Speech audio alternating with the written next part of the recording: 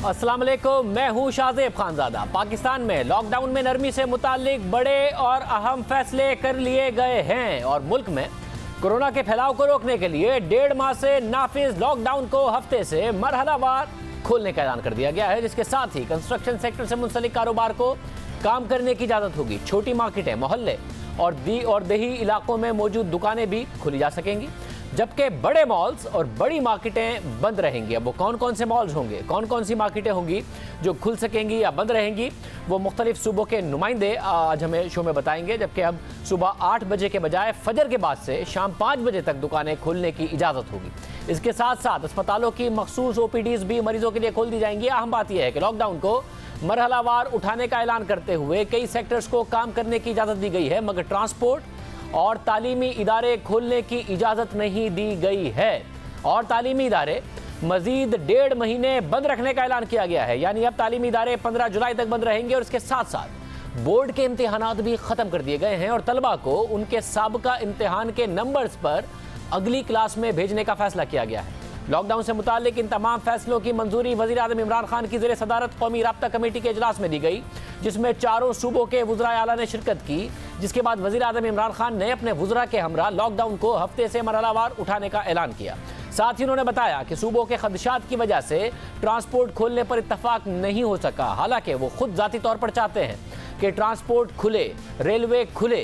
अहम बात यह है कि रेलवे ने 10 मई से महदूद ऑपरेशन शुरू करने का ऐलान किया था, मगर आज इस हवाले से फैसला नहीं हो सका। इस बारे में वज़ीर रेलवे शेख रशीद का कहना है कि ट्रेन सर्विस की बहाली के लिए सूबों की हिमायत वो हासिल नहीं कर सके और वज़ीर आज़म ने इस मामले को मज़ीद मुशावरत के लिए फैसले को 2-3 दिन के लिए मुलतवी किया है। हमारी ये ख्वाहिश थी कि हम 10 तारीख से ट्रेनें भी चला दें, लेकिन तमाम सूबों की हम हमायत हासिल नहीं कर सके और इमरान खान साहब ने as a democrat prime minister की हैसियत से इसको 2-3 दिन मजीद कंसिडरेशन के लिए रखा है। मेरी पूरी ख्वाहिश है कि गरीब की सवारी रेलगाड़ी को ईद से पहले दोबारा शुरू किया जाए और हम तमाम वो एहतियाती तदाबीर इख्तियार करेंगे जो SOP में शामिल हैं। और मुझे तवक्के है कि ईद से पहले इमरान खान की इजाज़त से हम दोबारा ट्रेनें चलाने में कामयाब हो जाएंगे। साथ ही गुज़िश्ता रोज़ वफाकी वज़ीर एविएशन गुलाम सरवर खान ने भी कहा था कि अंदरून मुल्क फ़िज़ाई ऑपरेशन शुरू करने का उसूली फ़ैसला कर लिया गया है। हमारे कल प्रोग्राम में भी उन्होंने ये बात की, मगर आज कौमी राब्ता कमेटी के इजलास में उसकी भी मंजूरी नहीं दी गई है, जिसके बाद एविएशन डिवीज़न के मुताबिक फ़िज़ाई ऑपरेशन की मअतली में 10 मई तक के लिए तौसी कर दी गई है। आज इन फैसलों की मंजूरी दी गई, उसकी तफसील वफाकी वज़ीर मनसूबाबंदी और कमांड एंड कंट्रोल सेंटर के सरबरा असद उमर ने बताई। उनका कहना था कि छोटी मार्केटें खोल दी जाएंगी, मगर बाजार और बड़े शॉपिंग मॉल्स बंद रहेंगे। अस्पतालों की मखसूस OPDs भी खोल दी जाएंगी। हफ्ते में 2 दिन पहले की तरह सब कुछ बंद रहेगा, जबकि कंस्ट्रक्शन के शोबे से मुंसलिक कारोबार और दुकानें खोलने की तफसील वफाकी वज़ीर सनत व पैदावार हम्माद अजहर ने बताई। उनका कहना था कि तमाम सूबों के इत्तफाक राय से इस बारे में फैसला किया गया। हमने मुतफ़िका फ़ैसला किया है सूबों के साथ भी कि हम मंदरजा झैल सनत जो है उसको खोलने जा रहे हैं और इस सनत के साथ इनकी दुकानें भी खुलेंगी। पाइप मिल्स जिसमें PVC और स्टील पाइप्स दोनों शामिल हैं, paint manufacturing units, ceramics, sanitary ware और टाइल्स, इलेक्ट्रिकल केबल्स और switch gear manufacturing units, steel और एल्यूमिनियम, इनकी तमाम दुकानें और इनकी तमाम मैन्युफैक्चरिंग यूनिट्स इनको खोला जाएगा। इसके अलावा हार्डवेयर स्टोर्स को भी खोला जाएगा पूरे पाकिस्तान में। कोरोना केसेस को सामने रखते हुए हम ओपनिंग्स करते जा रहे हैं। हम इस सूरत हाल को मॉनिटर करते रहेंगे और अगर ज़रूरत पड़ेगी तो मज़ीद सेक्टर्स को भी खोलेंगे। मुल्क भर में हफ्ते से लॉकडाउन मरहलावार उठना शुरू हो जाएगा, मगर कोरोना के फैलाव के खदशे के पेश नज़र तालीमी इदारे बदस्तूर बंद रखने का फैसला किया गया है और बोर्ड के इम्तिहानात भी ख़त्म कर दिए गए हैं। हमें सबसे ज़्यादा वालिदैन और जो तलबा हैं उनकी तरफ से इस हवाले से सवालात आए हैं कि क्या होगा जो 10वीं क्लास में हैं और 9वीं का सिर्फ उन्होंने एग्ज़ाम दिया है, वो कैसे फ़र्स्ट ईयर में मुख्तलिफ़ कॉलेजेस में दाखिला लेंगे और फर्स्ट ईयर और का इम्तिहान देने के बाद अगर सेकेंड ईयर का वो एग्ज़ाम नहीं देंगे तो किस तरह उनका यूनिवर्सिटीज़ में एडमिशन होगा। वफाकी वज़ीर तालीम शफ़क़त महमूद ने इस हवाले से बताया। तालीमी इदारे सिर्फ स्कूल नहीं, यूनिवर्सिटीज़ भी, बाकी भी जितने भी तालीमी इदारे हैं वो 1 जुलाई को नहीं खुलेंगे, बल्कि वो 1 जून को नहीं खुलेंगे, बल्कि वो 15 जुलाई तक बंद रहेंगे। 9वीं, 10वीं, 11वीं, 12वीं के मुख्तलिफ बोर्ड्स के इम्तिहानात होने थे, अब वो नहीं होंगे। उसके बजाय जो पिछले साल का रिज़ल्ट है उसकी बुनियाद पर प्रमोशन होगी। तो अब क्योंकि इम्तिहानात नहीं होंगे तो जो 12वीं में यूनिवर्सिटी में जाएंगे उनकी 11वीं का रिज़ल्ट मौजूद होगा, जो 11वीं में है उनका 10वीं का रिज़ल्ट होगा, और इसी तरह 9वीं का रिज़ल्ट जो है वो होगा मौजूद होगा। सो इस लिहाज से जो पिछले साल के रिज़ल्ट्स हैं उसकी बुनियाद पे कुछ लोग प्रमोट हो जाएंगे और कुछ लोग यूनिवर्सिटीज़ में जाके दाखिले ले सकेंगे। इसके बावजूद लोगों के सवालात हैं कि अगर बाद में इम्तिहान होते हैं और मैट्रिक में किसी के नंबर कम हो जाएं या ज़्यादा हो जाएं तो फिर क्या होगा, उसने जो आगे एडमिशन ले लिया होगा, या फिर इंटर में किसी के नंबर कम हो जाएं या ज़्यादा हो जाएं तो आगे एडमिशन का क्या होगा। इस हवाले से सवालात हैं। लोगों की डिमांड है कि इम्तिहान करा दिए जाएँ, बेशक स्कूल्स को बंद रखा जाए, कॉलेजेस को बंद रखा जाए, मगर all Pakistan private schools federation ने 15 जुलाई तक स्कूल्स बंद रखने का जो हुकूमती फैसला है वो मुस्तरद कर दिया है और कहा है कि हुकूमत ने SOPs जारी करके 1 जून से स्कूल्स ना खोले तो वो अपने SOPs के तहत स्कूल्स खोलने पर मजबूर होंगे। कोरोना का फैलाव रोकने के लिए लगाया गया लॉकडाउन अब उठने जा रहा है। इस पर हम तफसील से बात करेंगे। हमारे साथ मौजूद होंगे मुर्जा वहाब, जिनसे हम पूछेंगे सिंध में कौन सी मार्केट्स खुलेंगी, कौन सी नहीं खुलेंगी। हमारे साथ मौजूद होंगे वज़ीर सेहत तिजारत पंजाब में असलम इकबाल, उनसे पंजाब के हवाले से यही बात पूछेंगे। लेकिन सबसे पहले शफकत महमूद साहब, वफाकी वज़ीर तालीम, हमारे साथ मौजूद हैं, जो कुछ वालिदैन के और तलबा के सवालात हैं हम उनके सामने रख देते हैं। शफकत महमूद साहब बहुत शुक्रिया। सबसे पहले ये फैसला हतमी है आप और सूबों के दरमियान कि स्कूल 15 जुलाई तक नहीं खुलेंगे, क्योंकि प्राइवेट स्कूल एसोसिएशन कह रही है कि जी हम तो खोलेंगे, इस वक्त हमारे हालात बहुत ख़राब हो गए हैं स्कूल्स के।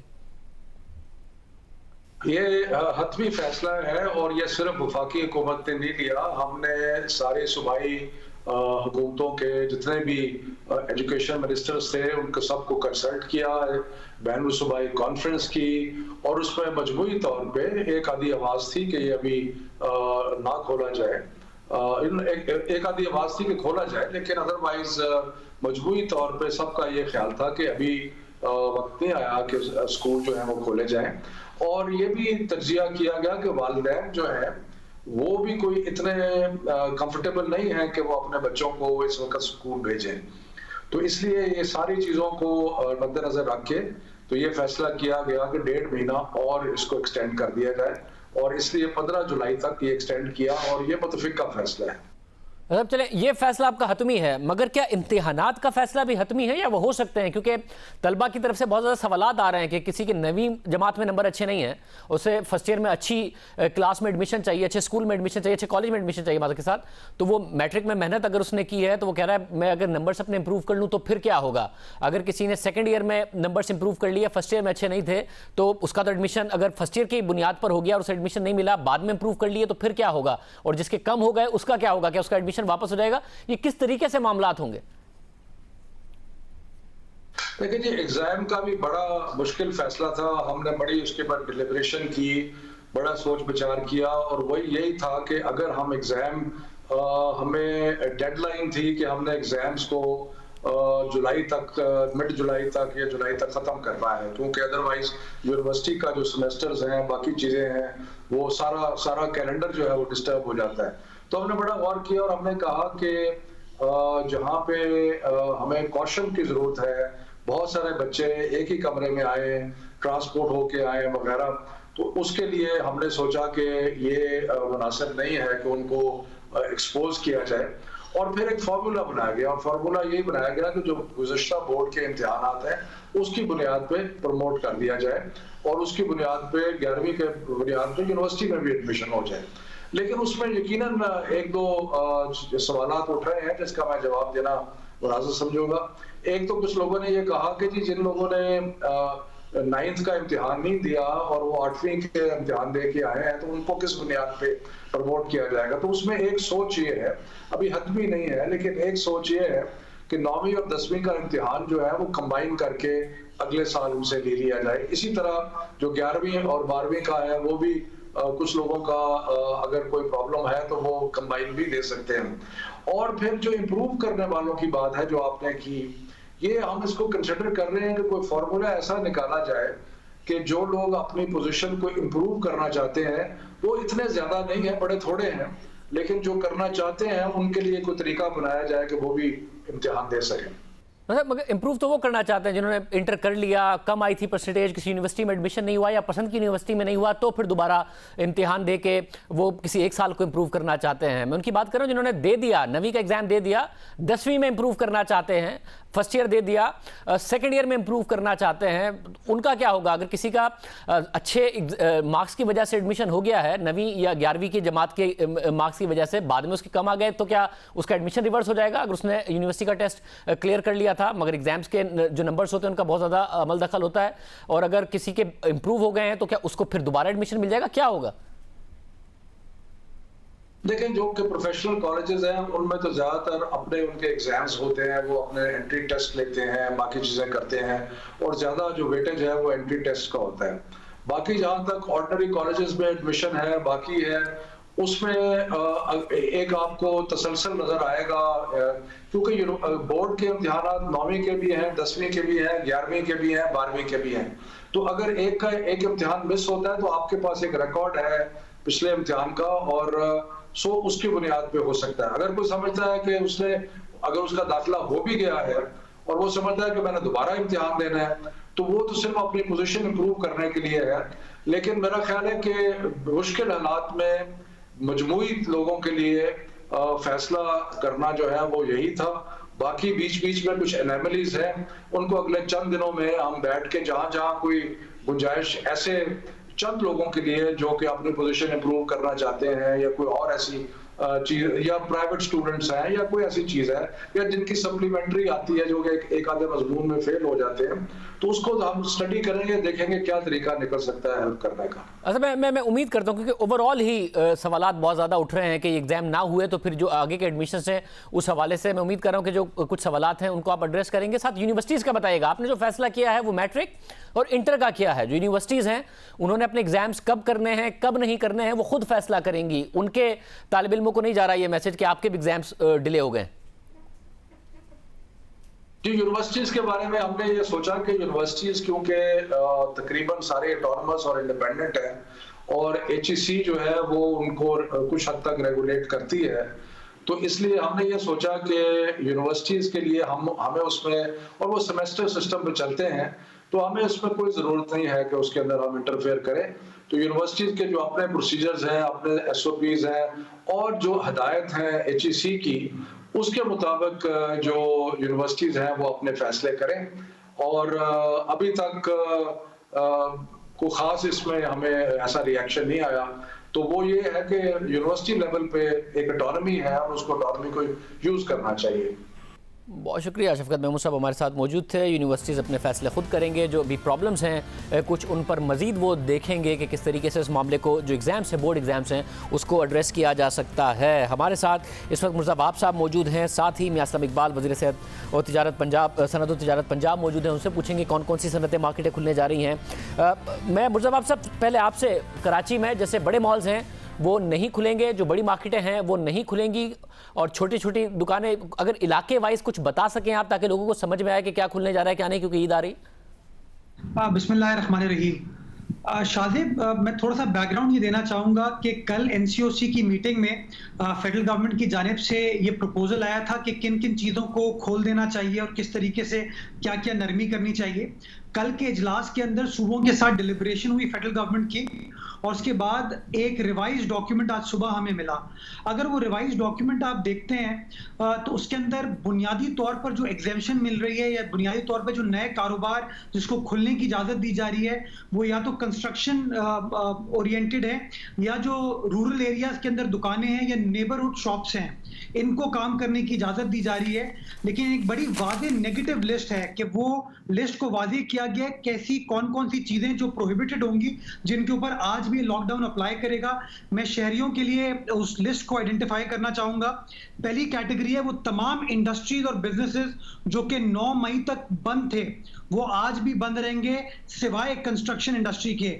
शॉपिंग मॉल्स और प्लाजा बंद रहेंगे, तमाम एजुकेशनल इदारे बंद रहेंगे, ऑफिसेज जो कि 9 मई से पहले बंद थे वो अब भी बंद रहेंगे, restaurants, hotels, marriage hall, cinemas, या कोई भी ऐसी जगह जहां पर लार्ज गैदरिंग हो सकती है लोगों की, public processions, gatherings, congregations, organise sports events या कॉन्सर्ट्स वगैरह जो होते हैं, इन तमाम चीज़ों को कैटेगोरिकली प्रोहिबिट किया गया है उस मुसव्वदे में जो कि फेडरल गवर्नमेंट की जानिब से सूबाई हुकूमतों को आया था, और हमने इन प्रिंसिपल इस मुसव्वदे से इत्तफाक किया था।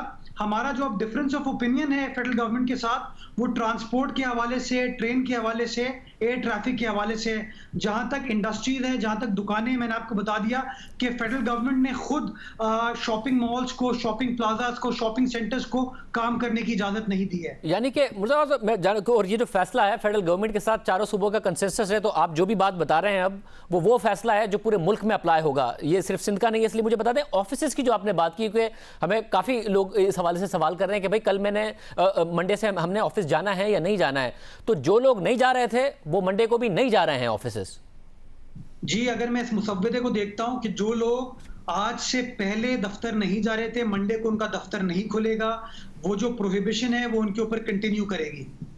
और साथ में ये जो आपने कहा कि ऑफिसेज पर अप्लाई होगा, और बड़ी बड़ी मार्केट, एक तो जाहिर है कुछ हैं जो कि मॉल्स हैं, कुछ इलाके हैं जहां पर लाइन से मार्केट दुकानें होती हैं, मगर वो मॉल नहीं है, मगर हमें नजर आता है कि एक लाइन से दुकानें, एक पूरी कतार के साथ दुकानें होती हैं, वो भी नहीं खुलेंगी कराची में। जी बिल्कुल, देखें इसके लिए भी एक थोड़ी एक्सेप्शन क्रिएट की गई है कि जो नेबरहुड शॉप्स हैं, यानी कि किसी इलाके में परचून की दुकान है, किरियानी की दुकान है, ग्रोसरी की दुकान है, जो घरेलू अशिया की चीजें होती है, उनकी खरीदो फरोख्त की जो दुकानें नेबरहुड में, उनको काम करने की इजाजत दी गई है। बट उसके साथ साथ लिखा गया है कि इसमें मॉल्स इंक्लूडेड नहीं होंगे, लार्ज मार्केट प्लेसेस नहीं होंगी, बल्कि जो मेगा डिपार्टमेंटल स्टोर्स हैं उनको भी प्रोहिबिट किया गया है इस मुसव्वदे में। तो और जो रेस्टोरेंट्स हैं, मुझे बताइए दुनिया में जहां लॉकडाउन हल्का सा भी नरम हुआ है, वहां रेस्टोरेंट्स को जैसे कहीं कहीं इजाजत दी गई है कि जी आपकी अगर 100 लोग आ सकते हैं तो 25 लोग आएंगे, आप खोल सकते हैं और एसओपीज को फॉलो करेंगे। इससे भी बहुत सारे लोगों का कारोबार वाबस्ता होता है। डिलीवरी ओरिएंटेड बिजनेसेस के लिए वो एक्सेप्शन क्रिएट की गई है रेस्टोरेंट्स के लिए कि 10 बजे तक ये चीज कंटिन्यू करेगी।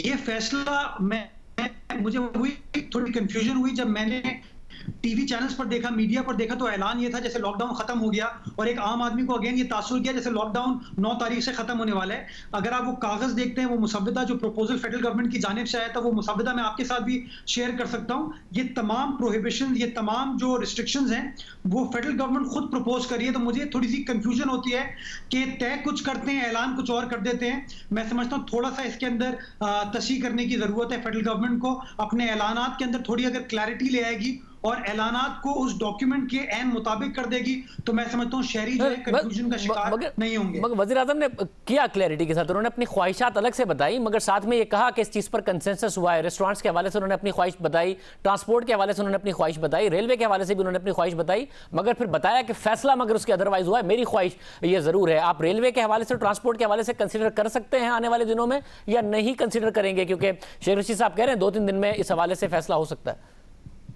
शादिब साहब, जो 6 तारीख को एनसीओसी की मीटिंग हुई थी, उस मीटिंग में सिर्फ सूबाई सिंध ने नहीं बल्कि चारों सूबों ने रेलवे के हवाले से, ट्रांसपोर्ट के हवाले से अपने तहफ़्फ़ुज़ात से वफाकी हुकूमत को आगाह किया था। और इसीलिए मैं समझता हूँ सिर्फ सिंध ने अकेले मुकदमा नहीं लड़ा, चूंकि चारों फेडरेटिंग यूनिट्स इस बात पर अग्री नहीं कर रहे थे, तो मैं समझता हूँ इसलिए फेडरल गवर्नमेंट को थोड़ा सा इसमें पीछे हटना पड़ा। जहां तक रेस्टोरेंट्स का ताल्लुक है, जो डॉक्यूमेंट, पहला डॉक्यूमेंट फेडरल गवर्नमेंट की जानिब से आया, आप उसको भी देख लें, जो रिवाइज डॉक्यूमेंट आया उसको भी देख लें, उसके अंदर कोई चेंज रेस्टोरेंट के हवाले से नहीं है। इसीलिए मैं कह रहा हूं कि जो प्राइम मिनिस्टर साहब के कुछ वफाकी वुज़रा के जो स्टेटमेंट्स आए, वो कभी भी डॉक्यूमेंटेड तौर पर सूबों के साथ शेयर नहीं किए गए थे, तो पता नहीं वो कहां डिस्कस हुए थे। सूबों के साथ उनका कोई इंटरेक्शन नहीं हुआ। मैं शादिब साहब इस बात को वाज़ेह करना चाहूंगा कि सिंध गवर्नमेंट का आज भी मौक़िफ़ है कि हमें कोरोना से लड़ना है, वफाकी हुकूमत से नहीं लड़ना। हमें मिलकर काम करने की जरूरत है। हम चाहते हैं कि मुत्तहिद होकर इत्तेहाद के साथ काम करें, और इसी जज्बे के साथ अगर हम आगे बढ़ेंगे तो ज्यादा बेहतर तरीके से क्लैरिटी के साथ ये जंग लड़ पाएंगे। मैं जरा जमील पराचा साहब हैं, चेयरमैन सिंध ताजिर इत्तेहाद। पराचा साहब, मुतमईन हैं आप? सहरी से लेकर 5 बजे तक, और ये तमाम सूबों के लिए अक्रॉस द बोर्ड फैसला हुआ है, किसी एक सूबे का नहीं है, कि खुली रहेंगी शॉप्स, या आपके अभी भी कंसर्न्स हैं इस हवाले से? देखें, अगर सुबह 5 बजे से शाम 5 बजे तक दुकानें खुली रहती हैं, चले हम इस दौरान भी कारोबार करने के लिए तैयार हैं, इसलिए कि ना होने से होना बेहतर होगा। मैं समझता हूं कि फिर इस दौरान एक टाइमिंग अच्छी है कि सुबह 5 बजे से अगर कारोबार शुरू हो जाता है तो मैं नहीं समझता कि इतना ज़्यादा रश होगा। और वैसे भी मैं आपको एक बात बता दूं कि लोगों के पास इतना सरमाया नहीं है, इतना पैसा नहीं है कि वो रश लगाएं या कोई और बात करें। उनके अभी तो घाक का हमें बैठकर इंतज़ार करना होगा, क्योंकि सबकी पोजीशन एक ही जैसी है। लोग बड़े परेशान हैं इस वक्त, लोगों के पास खाने को नहीं है, तो वो दूसरी चीज़ें शॉपिंग कैसे करेंगे, लेकिन उसके लिए कुछ दिन लगेंगे, लेकिन इंशाल्लाह कुछ ना कुछ कारोबार शुरू हो जाएगा। और ये जो पाबंदियों के साथ खुल रहे हैं कि जी मार्केट्स नहीं खुलेंगी, मॉल्स नहीं खुलेंगे, मगर वैसे जो दुकानें वो खुलेंगी, इस पर आपका भी इत्मीनान है कि छोटी मार्केट्स देखें, छोटी मार्केट्स और छोटे दुकानदारों को खोलने के लिए कहा गया है। चले पहले मरहले में छोटी मार्केट, छोटे दुकानें खुल जाएं, उसके बाद जो है 2-3 दिन के अंदर बड़ी मार्केट्स और मॉल्स भी खुलवा देने चाहिए। आखिरी 10-12 दिन में कोई फ़र्क नहीं पड़ रहा है ऐसा, और इतनी कोई मारा मारी भी नहीं होगी कि लोग बस पैसा लेके और मार्केटों में चले आएंगे। लिहाजा हमने 15 रमज़ान से कहा हुआ है, हमारे लोग इंशाल्लाह 15 रमज़ान से अपनी दुकानें खोल लेंगे। मुर्तज़ा साहब, ये हो सकता है कि आखिर के दिनों में रमज़ान में आप कंसिडर कर लें बड़े मॉल्स को भी खोलना और जो मार्केटें हैं वो खोलना? अच्छा शाजिब, ये जो ऐलान वफाकी हुकूमत की जानिब से किया गया है गालिबन 31 मई तक लागू होगा।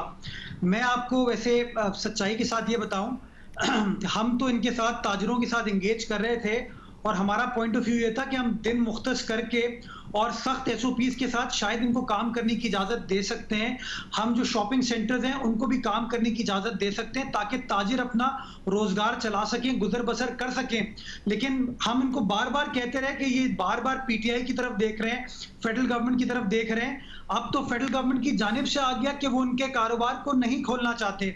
तो मैं समझता हूँ थोड़ा सा इनको देखने की जरूरत है कि जिन मुर्तज़ा बाब साहब, हमने कभी फेडरल गवर्नमेंट की तरफ नहीं देखा, ना हमने कभी उनसे मुलाकातें की हैं। कुछ लोग ऐसे ज़रूर हैं जो मिले ज़रूर हैं, लेकिन हमारा इन बातों से कोई ताल्लुक नहीं है। मगर मुर्तज़ा बाब साहब देखें, ये ताजिर हैं, अपना कारोबार खोलना चाहते हैं, ये वफाकी हुकूमत अगर उन्हें कोई उम्मीद दिलाएगी तो उनकी तरफ देख लेंगे, आप उम्मीद दिलाएंगे तो उनकी तरफ देख लेंगे।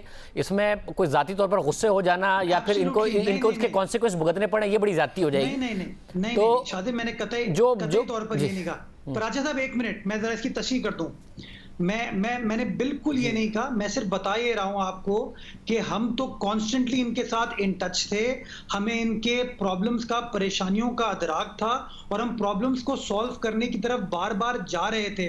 मैं सिर्फ क्लैरिफाई ये करना चाहता हूं कि कुछ PTI के लोगों ने ये कहा था कि वजीर आजम पाकिस्तान ताजिरों की परेशानियों को समझते हुए इनको काम करने की इजाजत दे रहे हैं। तो मैं सिर्फ उसकी तस्दीक करना चाह रहा हूं कि फेडरल गवर्नमेंट ने इस तरह की कोई इजाजत नहीं दी। हम अलबत्ता आपके साथ इंगेज करेंगे और इंशाल्लाह अगर SOPs का तयन हो पाया, हम ऐसे चीजों का तय कर लें जिसके अंदर हम इस वबा को कंट्रोल कर सकते हैं, इसके फैलाव को रोक सकते हैं and at the same time आप अपना कारोबार भी कर सकते हैं। तो सिंध गवर्नमेंट आपके साथ इंगेज करना चाहेगी। मैं मुर्तज़ा पे जानना चाह रहा हूँ कि जो हुआ है, आप ये कह रहे हैं कि ये प्रपोजल वफाकी हुकूमत ही की तरफ से था, क्योंकि इसमें नजर आ रहा है कि फोकस है कंस्ट्रक्शन और अलाइड इंडस्ट्रीज जो हैं उन पर के जो ये उन्होंने ही कहा था और उन्होंने फोकस नहीं किया कि दूसरे ताजिर और इनकी भी चीजें खोली जाएं, दूसरी फैक्ट्रीज भी, ये नहीं किया फेडरल गवर्नमेंट की तरफ से।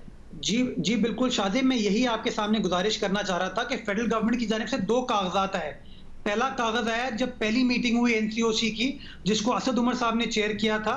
उस कागज के अंदर भी इनका कोई जिक्र नहीं था, फोकस कंस्ट्रक्शन एलाइड इंडस्ट्रीज की तरफ था। और उसके बाद जब हमारा उनका डायलॉग हुआ, डिस्कशन हुआ, तो उस डॉक्यूमेंट को अमेंड करके जो सेकंड डॉक्यूमेंट कल रात को हमें भेजा गया, जिसके ऊपर आज मीटिंग हुई, इसके अंदर भी इन छोटे ताजरों का, इन दुकानदारों का, मॉल्स का, शॉपिंग प्लाजा का, सेंटर्स का कोई जिक्र नहीं था। फोकस अगेन कंस्ट्रक्शन इंडस्ट्री था, फोकस अगेन उसकी एलाइड इंडस्ट्रीज थी। मैं सिर्फ इसको क्लैरिफाई करना चाह रहा हूं। राजा साहब, आप कोशिश करेंगे कि क्योंकि ज़ाहिर आप चाहते हैं कि ईद से पहले कारोबार है, ज़्यादा शॉप, इस वक्त बहुत ज़्यादा सीज़न होता है, तो सिंध हुकूमत को इंगेज करके आप कोशिश करेंगे कि मामला हो, या आप लोग खोल देंगे 15 रमज़ान से, अब हुकूमतें कुछ भी फैसला करें? भाई इंशाअल्लाह ताला कल हम इनसे आखिरी मुलाकात कर लेते हैं अपनी, जिस तरह की हो। हमारे अब लोग रुकने के लिए तैयार नहीं है, लोग भूखे मर रहे हैं। भूख और प्यास से हम कैसे लोगों को कह सकते हैं कि आप है ना दुकानें बस अपनी बंद रखें? अब दुकानें बंद रखना मुमकिनात में से नहीं है। मुर्तज़ा साहब, आप कोशिश करेंगे इस मसले को एड्रेस करने की और देखने की? तमाम ताजिर हमारे भाई हैं, उनकी परेशानियों का हमें अदराक है। इनकी परेशानियों को सॉल्व करने के लिए सिंध गवर्नमेंट जो कुछ कर सकती है इंशाल्लाह करेगी। लेकिन मेरी सिर्फ पराचा साहब से एक गुजारिश है कि जो लोग वरगला रहे हैं उनके वरगलाने में ना आए, जो लोग आपको इंसाइट करने की कोशिश करें उनकी इंसाइटमेंट में ना आए, हमारे साथ मीनिंगफुल कंसल्टेशन करें, डायलॉग करें।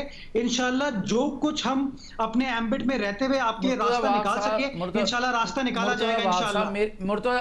मुर्तज़ा बाब साहब मेरी अर्ज़ सुन लें, हम किसी के वरगलाने में नहीं हैं। आप यकीन करें कि सिर्फ़ और सिर्फ हमारे ताजिर परेशान हैं अपनी भूख से, हमारे ताजिर परेशान हैं अपने मामला से, और हम किसी से कोई हमारा ताल्लुक़ नहीं है, हमारा कोई सियासी ताल्लुक़ नहीं है, हम किसी के पास नहीं गए हैं। जी मुर्तज़ा बाब साहब ताजिर हैं, ज़ाहिर है अपना काम करना चाहते हैं, इस वक्त बहुत ज़्यादा मुश्किलात का शिकार हैं।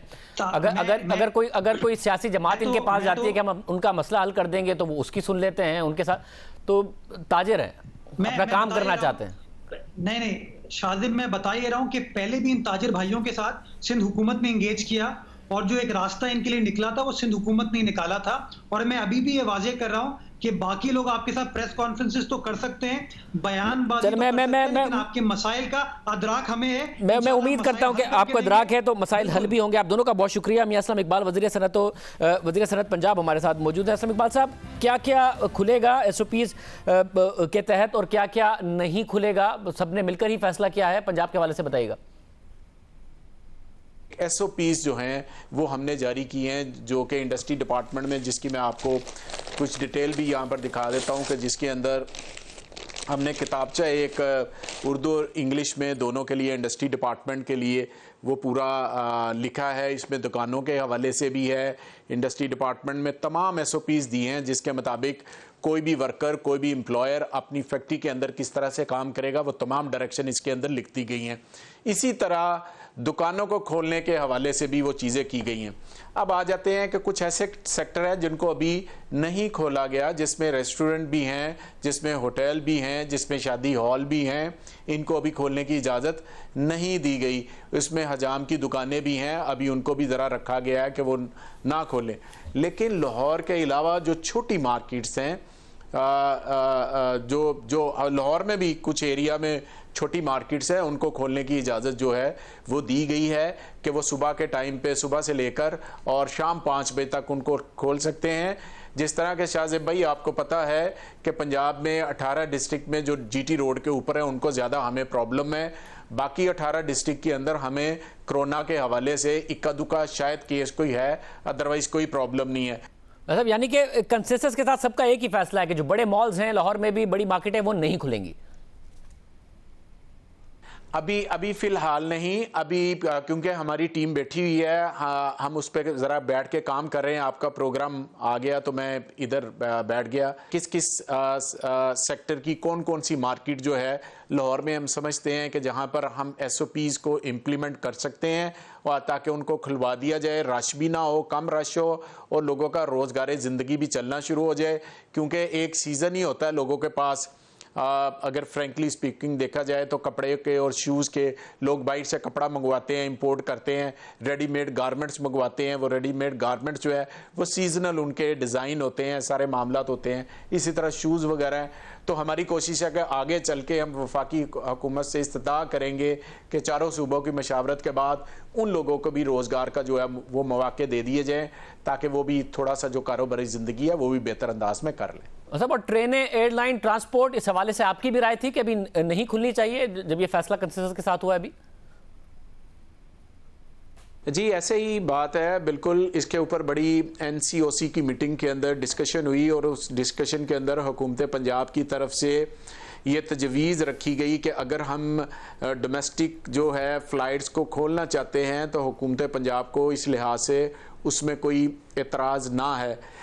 लेकिन इसमें एक बहुत बड़ा कंसर्न था कि जब एक सूबे से दूसरे सूबे के दरमियान जब लोग आ रहे हैं तो फिर वही मामलात हैं कि क्या उनके टेस्ट हुए हैं, नहीं हुए, अगर जिनके हुए हैं तो उनको आने की इजाज़त दी जाए या ना दी जाए, बस इस तरह का कोई मामला चल रहा था। सो फ़िलहाल इसको रोक लिया गया। थोड़ी सी डिस्पैरिटी भी आ रही थी इस लिहाज से कि PIA और रेलवे एक आम छोटे कमज़ोर आदमी की सवारी है कि जो कि बेचारा थोड़े पैसों में कोई काम के लिए कराची गया हुआ है या कि लाहौर में आया हुआ है या दूसरे शहरों में या दूसरे सूबों में गया हुआ है, तो उसको भी अब लाजमी बात है जब ईद आती है तो एक रश आता है और अपने प्यारों के पास ईद करने के लिए आते हैं, जाते हैं, जो भी मामलात होते हैं। तो वो थोड़ा सा हमें फील हो रहा था। तो फिर इस हवाले से इसके ऊपर कंसेंसस डेवलप नहीं हो सका सूबों का, लिहाजा इसे थोड़ा सा पीछे अभी रख दिया गया है कि रेलवे को और पीएए और ये जो ट्रांसपोर्ट है आपकी उसको अभी फ़िलहाल हमने बंद रखा है। बहुत शुक्रिया। वज़ीर सनत पंजाब मियां असलम इकबाल हमारे साथ मौजूद थे। प्रोग्राम में एक ब्रेक शामिल करते हैं। वज़ीर आज़म ने जब ये सब कुछ अनाउंस किया, साथ ही एक ख़तरे की तरफ भी इशारा किया, वो आप सामने रखेंगे ब्रेक के बाद।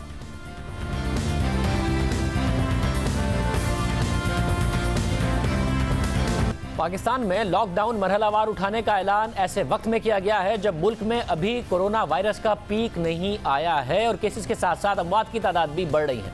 और आज वज़ीर आज़म इमरान खान ने खुद जहां लॉकडाउन उठाने का ऐलान किया, वहीं उन्होंने ये भी तस्लीम किया कि खतरा मौजूद है और अमवात आहिस्ता आहिस्ता बढ़ रही हैं और कोई ये नहीं कह सकता कि पाकिस्तान में कोरोना वायरस का पीक कब तक आएगा।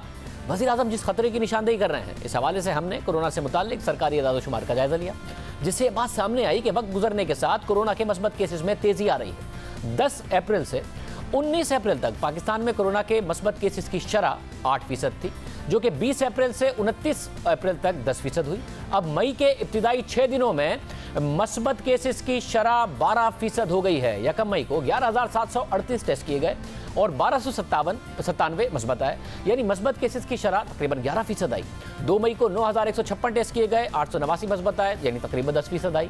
3 मई को भी शरह तकरीबन 11% रही और 4 मई को शरह 13% रही। 5 मई को 10,138 टेस्ट किए गए, 1,049 मस्बत आए और शरह 10% थी और 6 मई को शरह बढ़कर 13% हो गई।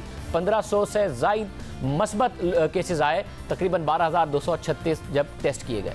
यानी कि टेस्ट बढ़ रहे हैं तो केसेस में तो इजाफा होगा, ये एक कुदरती बात है, मगर टेस्ट बढ़ने के साथ मस्बत केसेस की शरह में इजाफा होना तशवीश की बात है। मगर अभी तक इत्मीनान की बात यह है कि अमवात की शरह में उस तरीके से इजाफा नहीं हुआ है। यहाँ ये बात अहम है कि जिस मुल्क ने कोरोना वायरस को संजीदगी से लिया और बरवक्त इक़दाम उठाए, उसने कोरोना वायरस पर काबू पाया और अब वहाँ लॉकडाउन में नरमी आ रही है। आज दुनिया उन ममालिक की मिसालें दे रही है।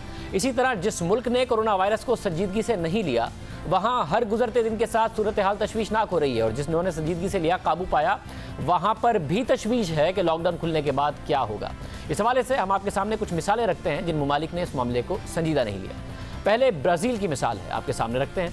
ब्राज़ील के सदर ने इब्तिदा में कोरोना वायरस को मामूली सा फ्लू करार दिया, ज़्यादा अहमियत नहीं दी, मगर अब जबकि कोरोना वायरस यूरोपीय ममालिक में सिमट रहा है, ब्राज़ील में तेज़ी से फैल रहा है और अब हुकूमत पर सख्त लॉकडाउन करने के लिए दबाव बढ़ रहा है। गुज़िश्ता 24 घंटों में ब्राज़ील में 10,503 नए केसेस सामने आए हैं, जो अब तक की सबसे बड़ी तादाद है। 24 घंटे में 615 अमवात हो चुकी हैं। इस वक्त ब्राज़ील में कोरोना वायरस के 1,25,218 केसेस सामने आ चुके हैं। 8,536 अफराद की मौत हो चुकी है और उनमें तेज़ी आ रही है। नए केसेस में इजाफे की शरह 9.2% है, जबकि अमवात में इजाफे की शरह 7.8% है। बरतानिया में इस वक्त सूरत हाल ये है कि सड़खाने, ब्राज़ील में इस वक्त सूरत हाल ये है कि सड़खाने कम पड़ गए हैं। रेफ्रिजरेटेड कंटेनर्स में लाशें रखनी पड़ रही हैं, इज्तिमाई तदफीन करनी पड़ रही है, एक साथ 5 मैयतें दफनाई जा रही हैं। हुकाम का कहना है कि कफन कम पड़ गए हैं और पूरा निज़ाम इस वक्त तबाह हो गया है। इस वक्त जो कॉफिन्स हैं वो नहीं मिल रहे हैं। सूरत हाल नाजुक होने के बाद जब ब्राज़ील के सदर को सख्त सवालात का सामना करना पड़ा तो उन्होंने कहा कि मैं माफ़ी मांगता हूँ और आप लोग मुझसे क्या चाहते हैं, मैं कोई मौजज़ा नहीं दिखा सकता। यानी पहले वो इसको बहुत ही गैर संजीदा ले रहे थे और अब माफ़ी मांग रहे हैं। ब्राज़ील के सदर अब बेबसी का भी इज़हार कर रहे हैं, मगर जब कोरोना वायरस दुनिया में तबाही मचा रहा था और ब्राज़ील में कोरोना वायरस से बचाव के लिए इक़दाम की बात हो रही थी, तो उस वक्त ब्राज़ील के सदर ने कोरोना वायरस को मामूली फ्लू करार दिया था। मास्क के बगैर ही वो लोगों से मुलाकातें करते रहे और ये दलाइल देते रहे कि लॉकडाउन की वजह से होने वाला नुकसान कोरोना वायरस के नुकसान से ज़्यादा ख़तरनाक होगा। सिर्फ यही नहीं, जब रियासती गवर्नर्स ने सोशल डिस्टेंसिंग से मुतालिक फ़ैसले किए तो ब्राज़ीली सदर अवाम को उन फैसलों पर अमल ना करने का मशवरा देते रहे, उन फैसलों का मजाक उड़ाते रहे। ब्राज़ीलियन सदर ने कहा कि एक दिन तो सबको मरना है, लोग घरों से निकलें और काम पर जाएं। और जब ब्राज़ील के वज़ीर सेहत ने मुल्क में सोशल डिस्टेंसिंग की तजवीज़ दी तो अप्रैल के वक्त में ब्राज़ीलियन सदर ने वज़ीर सेहत को ही ओहदे से हटा दिया। मगर अब कोरोना वायरस ब्राज़ील में तेज़ी से फैल रहा है और जिस वक्त हुकूमत को इक़दाम उठाने चाहिए थे, उस वक्त सदर उसे मामूली फ्लू करार दे रहे थे, मजाक उड़ा रहे थे। इसलिए अब नुकसान उठाना पड़ रहा है और लॉकडाउन सख्त करने के लिए दबाव बढ़ रहा है। इसी तरह रूसी सदर पुतिन ने भी इब्तिदा में कोरोना वायरस को संजीदगी से नहीं लिया और इस वक्त कोरोना वायरस रूस में अफराद की तादाद, जो मुतासर अफराद की तादाद है, वो 1,77,000 हो गई है और रूस कोरोना वायरस से मुतासर होने वाला 5वां बड़ा मुल्क बन गया है और तेजी से कोरोना वायरस के केसेस सामने आ रहे हैं। गुज़िश्ता 24 घंटे में रूस में 11,231 केसेस सामने आए और अब तक 1600 से ज़ायद अमवात भी हो चुकी हैं। एक दिन में 10-10 हज़ार केसेस रिपोर्ट हो रहे हैं। रूस के वज़ीर आज़म को भी कोरोना हो चुका है और रूस का दारुल हुकूमत मॉस्को कोरोना का मरकज़ बन रहा है। रूस के 1,77,000 से ज़ायद मुसद्दिका मरीजों में से 92,676 का ताल्लुक मॉस्को से है और मॉस्को के मेयर का कहना है कि मरीजों की असल तादाद इससे कहीं ज़्यादा है। मुतासरीन की तादाद 3 लाख के करीब है। सबसे अहम बात यह है कि अब ये सवाल उठ रहा है कि जब तक वैक्सीन नहीं आएगी तब तक लॉकडाउन और इस हवाले से मुख्तलिफ ममालिक क्या फ़ैसले करेंगे अगर केसेस की तादाद में मुसलसल इजाफा होता रहता है। CNN के मुताबिक केसेस में तेज़ी आ रही है, साथ ही हेल्थ वर्कर्स में गुस्सा भी बढ़ रहा है। उन्हें शिकायत है कि हुकूमत ने उन्हें ज़रूरी सामान फराहम नहीं किया और फ्रंट लाइन पर भेज दिया है। बड़ी तादाद में डॉक्टर्स कोरोना वायरस से मुतासिर हो रहे हैं। हुकूमत की परेशानी बढ़ रही है, मगर जब मार्च में कोरोना वायरस चीन से यूरोपीय ममालिक में मुंतकिल हो रहा था तो उस वक्त रूसी सदर पुतिन अपनी हुकूमत के इक़दामात से मुतमईन थे। शहरियों के नाम अपने पैगाम में उन्होंने कहा कि सूरत हाल काबू में है। फिर अप्रैल के आगाज़ में उन्होंने रूस में जो हिफाजती इक़दामात करने के बजाय दीगर ममालिक की मदद करना शुरू कर दी और मगरबी ममालिक को मेडिकल का सामान फराहम कर दिया। मगर फिर 13 अप्रैल को रूसी सदर को एहसास हुआ कि उन्होंने ये गलत किया है और फिर ख़ुद मुश्किलात का सामना उन्हें करना पड़ा। इसलिए सूरत हाल अब रूस में भी बहुत ज़्यादा तशवीशनाक है और रूसी सदर पर भी तनकीद हो रही है। एक और संगीन मसला भी है। CNN में शाया आर्टिकल के मुताबिक क्या होगा अगर कोरोना वायरस की वैक्सीन ना बन पाए, क्योंकि ऐसा पहले भी बीमारियों में हो चुका है। इस सूरत में तो हमें इस बात का आदी बनना पड़ेगा कि हम कोरोना के साथ ज़िंदगी गुजारें। टेस्टिंग, फिज़िकल ट्रेनिंग, साथ ही ख़ुद को अलग थलग करना सब ज़िंदगी का हिस्सा बन जाएगा। फिज़िकल डिस्टेंसिंग ज़िंदगी का हिस्सा बन जाएगा। दुनिया भर में मुतादिद अमवात होंगी क्योंकि आज भी ऐसे वायरसेस हैं जिनकी वैक्सीन दरियाफ्त नहीं हो सकी है। हालांकि कोरोना वायरस के बारे में डॉक्टर्स की राय यही है कि उसकी वैक्सीन दरियाफ्त हो जाएगी और मार्केट में भी आ जाएगी, मगर इस हवाले से हतमी दावा नहीं किया जा सकता इस आर्टिकल के मुताबिक, क्योंकि इस आर्टिकल के मुताबिक हो सकता है वैक्सीन ना बन पाए। आर्टिकल के मुताबिक 1984 में अमेरिका के सेक्रेटरी हेल्थ ने यह दावा किया था कि साइंसदानों ने कामयाबी से HIV वायरस का पता चला लिया है और अब 2 साल में उसकी वैक्सीन मार्केट में आ जाएगी। मगर आज तकरीबन 4 दहाइयों के बाद वैक्सीन तो नहीं आई, मगर HIV वायरस से दुनिया भर में 3 करोड़ 20 लाख लोग मर चुके हैं। फिर 1997 में अमेरिकी सदर बिल क्लिंटन ने दावा किया कि वैक्सीन आ जाएगी। साइंसदानों ने कहा कि 10 साल में वैक्सीन बन जाएगी। फिर 2007 में साइंसदानों ने यह दावा किया, मगर आज तक वैक्सीन नहीं आ सकी। इसकी वजह यह है कि HIV एक दफ़ा जिस्म में दाखिल होकर खुद को ही म्यूटेट करना शुरू कर देता है, यानी हज़ारों किस्म के HIV वायरसेस जिस्म में ही बनना शुरू हो जाते हैं और हज़ारों किस्म की वायरस का वैक्सीन इलाज नहीं कर सकती। इसके मुकाबले में फ्लू का वायरस हर साल अपनी साख्त बदलकर एक नए तरीके से आता है और जिस्म में जाकर अपनी मुख्तलिफ किस्मों और साख्त में नहीं तब्दील होता, इसलिए उसकी वैक्सीन मार्केट में आ जाती है। मगर डेंगू बुखार जो हर साल 4 लाख लोगों को मुतासर करता है, वो भी दहाइयों से परेशान कर रहा है। उसकी वैक्सीन की खोज भी इसलिए छोड़ दी गई है क्योंकि जो वैक्सीन बनी उसके साइड इफ़ेक्ट सामने आए, जिनसे अक्सर ने तो बीमारी को उल्टा बढ़ा दिया था। तो इसलिए अब सवाल उठ रहा है कि क्या हो सकता है कि कोरोना वायरस की भी वैक्सीन ना आए, या फिर वो जिस्म में जाकर इस तरह म्यूटेट नहीं करता जिस तरह HIV का वायरस करता है और वैक्सीन आ जाएगी। ये तमाम सवाल अपनी जगह पर मौजूद हैं। इस सवाल से मज़ीद बात करेंगे एक ब्रेक के बाद।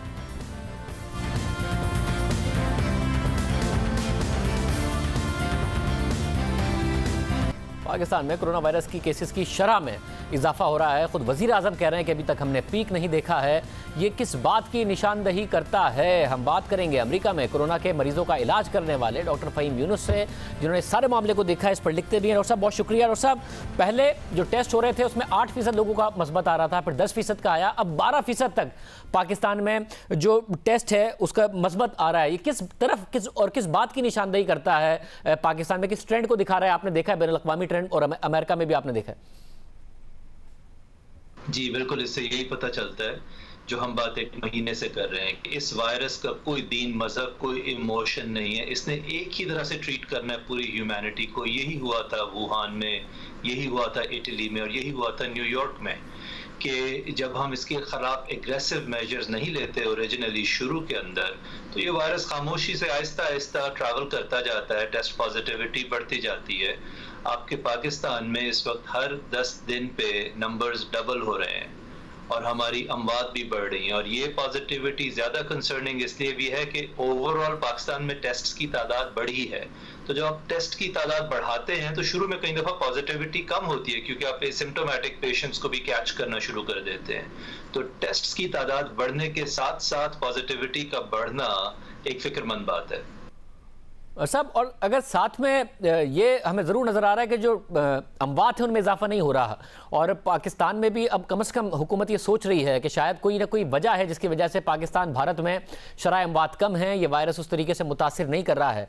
अब ये बात हतमी तौर पर कही जा सकती है, या जो डेटा इस वक्त अवेलेबल है उस बुनियाद पर के वाकई या तो कोई वायरस ने म्यूटेट किया है या कोई और वजह है कि डेथ रेशो इन ममालिक में कम है, या आपके ख्याल में अभी भी हतमी तौर पर नहीं कही जा सकती? ये नहीं कही जा सकती अभी। ये उसी तरह है जिस तरह महीना पहले हम ये भी मानने को तैयार नहीं थे कि कोरोना वायरस फ्लू से ज्यादा की कोई बात भी है इसमें। अब हम यहाँ तक आ गए हैं कि ये एक जरूरी और इम्पोर्टेंट बात है, लेकिन इसमें डेथ रेशियो ज्यादा नहीं है। मुझे फिक्र ये है कि ये ऐसे ही है कि जैसे तूफान से एक दिन पहले ये कहा जाए कि मौसम तो बहुत अच्छा है, कहाँ है तूफान? हनूज दिल्ली दूरस्थ पे हम नहीं रह सकते। आपके पास 220 मिलियन लोग हैं। ये इस वायरस का बिहेवियर, इसका outcome exactly if not pretty much वही है हर जगह पे। हाँ, अगर अल्लाह ताला करे कि किसी खुदा की जात शाफी है, अगर आउटकम्स बहुत बेहतर हो तो अच्छी बात है, हमारी तैयारी बच जाएगी। लेकिन ये सोचना कि हम उसकी बेसिस पे ये सोच के बैठ जाएं, मुझे फिक्र ये है कि जब वो हिट करेगा हमें तो सिस्टम्स को इतनी जल्दी ओवरलोड कर देता है ये वायरस, आपके हॉस्पिटल्स को इतनी तेजी से ओवरलोड करेगा कि लोग खुदा ना करे कि जिन लोगों को हार्ट अटैक है या फालज है या स्ट्रोक है या एक्सीडेंट्स है, उन लोगों का भी हम ख्याल नहीं कर सकेंगे। तो इसके असरात कोरोना से दूर दूर तक चले जाएंगे, बाकी बीमारियों पर भी। मतलब एक उम्मीद बनती है ज़ाहिर वैक्सीन के हवाले से। अब CNN में एक आर्टिकल शाया हुआ कि जिस तरह HIV की वैक्सीन नहीं आई है, हो सकता है, और डेंगू की वैक्सीन में बहुत ज़्यादा प्रॉब्लम्स का सामना करना पड़ा, हो सकता है इसकी भी वैक्सीन ना आए। आपने साख्त देखी है कि ये वायरस किस तरीके से एक्ट करता है, आपको लगता है इसी किस्म का इस तरीके से जिस्म में म्यूटेट करता है कि इतनी कॉपीज़ अपनी बना लेता है और अलग अलग कॉपीज़ होती हैं कि वैक्सीन के लिए मुश्किल हो जाए इसको टारगेट करना और जिस्म को सेहतियाब करना? मेरा नहीं ख्याल। कहीं जगहों पे जहां उम्मीद है, इंसान को ना उम्मीद कभी नहीं होना चाहिए। मेरे ख्याल में वैक्सीन इंशाल्लाह ताला इसकी जरूर आ जाएगी, और उसकी रीजन ये है कि इसके ऊपर इस वक्त 100 के करीब वैक्सीन कैंडिडेट्स पे काम हो रहा है। 4-5 मुल्कों के अंदर वैक्सीन ट्रायल्स शुरू हो चुके हैं। अल्लाह के फजल से साल 1.5 साल में मुझे यकीन है कि एक वैक्सीन आ जाएगी। HIV पे वैक्सीन इसलिए नहीं आ सकी क्योंकि HIV की म्यूटेशंस बहुत मुख्तलिफ हैं इस वायरस की म्यूटेशन से। ये ऐसे ही है जैसे किसी शेर और बंदर का मुआजना हो रहा है। HIV का कोई मुआजना नहीं है इस वायरस के साथ। और दूसरा, HIV CD4 उन सेल्स को मार देता है जो इम्यूनिटी की फैक्ट्री है हमारे जिस्म के अंदर। जिन सेल्स ने इम्यूनिटी जनरेट करनी होती है उन्हीं को HIV मार देता है। इस वजह से HIV की वैक्सीन आज तक नहीं आ सकी। और हाँ, जहां मुझे थोड़े तहफ़्फ़ुज़ात हैं, जहां मुझे कंसर्न्स हैं, वो ये हैं कि 7.6 बिलियन लोगों की इस दुनिया को हम वो वैक्सीन बराबर तौर अगेन कि कहीं हम तफरीक तो नहीं करेंगे उस वैक्सीन में, कहीं अमीरों को वो वैक्सीन जल्दी तो नहीं मिल जाएगी, कहीं कुछ लोगों को कुछ मुल्कों में वो वैक्सीन होगी और कुछ मुल्क खाली रह जाएंगे। ये मेरी फिक्र ज़रूर है जो दोबारा से उस तफरीक की तरफ जाती है, क्योंकि वायरस इस मामले में हमसे बहुत बेहतर है। बहुत शुक्रिया। डॉक्टर फ़हीम यूनुस हमारे साथ मौजूद थे। कम से कम ये बात मुस्बत है कि इसकी वैक्सीन ज़रूर आ जाएगी, मगर एहतियात की ज़रूरत है। जो पाकिस्तान में ट्रेंड है वो उन्हें भी लग रहा है कि ख़तरनाक है कि पहले 8% जब टेस्ट किए जाते थे उन लोगों में मस्बत उनका नतीजा आता था कोरोना वायरस के हवाले से, फिर 10% और अब 12% तक आ रहा है। इसका मतलब है कि जो लोकल ट्रांसमिशन है वो तेज़ी से हो रही है और ये ख़तरनाक हो सकती है। खुदा न खास्ता। इजाज़त दीजिए। अल्लाह।